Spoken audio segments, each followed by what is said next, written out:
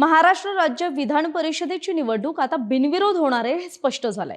कारण विधान परिषदेच्या 9 जागांसाठी 12 मे रोजी निवडणूक होणार आहे। पण आता ही निवडणूक होण्याआधीच सगळे उमेदवार आमदार होणार आहेत। कारण ही निवडणूक बिनविरोध होण्यासाठीचा सर्वात महत्त्वाची भूमिका बजावणारा पक्ष म्हणजे काँग्रेस। कारण विधान परिषदेच्या 9 जागांपैकी केवळ एक जागा महाविकास आघाडीकडे होती आणि तिथे महाविकास आघाडीचं नेतृत्व हे उद्धव ठाकरेंनीच करावं अशी काँग्रेस आणि राष्ट्रवादी काँग्रेस यांची भूमिका होती। पण त्याच वेळी उद्धव ठाकरेंनी मात्र स्वतः निवडणुकीच्या रिंगणात उतरण्याऐवजी आपल्या पक्षाचा निष्ठावंत चेहरा आणि मराठवाड्यातलं नेतृत्व म्हणून अंबादास दानवेंना संधी दिली। पण त्यानंतर काँग्रेस पक्ष नेमकी काय भूमिका घेणार याकडे सगळ्यांचं लक्ष होतं। तर काँग्रेस पक्षाला अंधारात ठेवून हा निर्णय झाला का याविषयी विरोधकांनी सुद्धा काँग्रेस पक्षाला ठाकरेंच्या शिवसेनेला डिवचण्याची संधी सोडली नाही। पण असो, आता बघूयात की महाविकास आघाडीत नेमकी डील काय झाली आहे आणि ही डील झाली असेल तर ती काय असू शकते समजून घेण्यासाठी व्हिडिओ शेवटपर्यंत पहा। नमस्कार, मी कोमल, सकाळमध्ये आपलं स्वागत।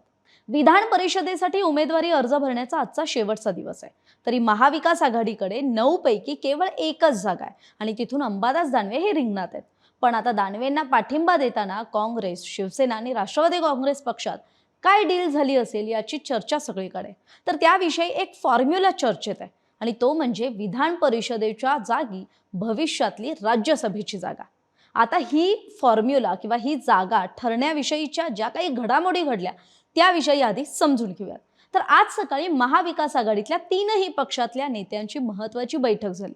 यात ज्या 2 पक्षात संघर्ष सुरू होता तो म्हणजे शिवसेना, उद्धव बाळासाहेब ठाकरे पक्ष आणि काँग्रेस, या 2 पक्षांबाबत सांगायचं झालं तर या दोन्ही पक्षांकडून म्हणजे ठाकरेंच्या शिवसेनेकडून अंबादास दानवे, अनिल परब, अनिल देसाई, मिलिंद नार्वेकर हे एका बैठकीला उपस्थित होते। तर त्याच बैठकीला काँग्रेसकडून प्रदेशाध्यक्ष हर्षवर्धन सपकाळ, विधिमंडळातले काँग्रेस पक्षाचे नेते विजय वडेट्टीवार, सतेज पाटील हे उपस्थित होते। आणि या बैठकीसाठी खरं तर राष्ट्रवादी काँग्रेसच्या खासदार सुप्रिया सुळेंनी समन्वयक म्हणून महत्त्वाची भूमिका पार पडली। तरी अंबादास दानवेंना समर्थन देताना हर्षवर्धन सपकाळ नेमकं काय म्हणाले तर तेही आधी समजून घेऊयात। तर महाविकास आघाडी म्हणून आम्ही यापुढेही भाजपा विरुद्ध आणि त्यांच्या मित्र पक्षांविरुद्ध लढत राहू।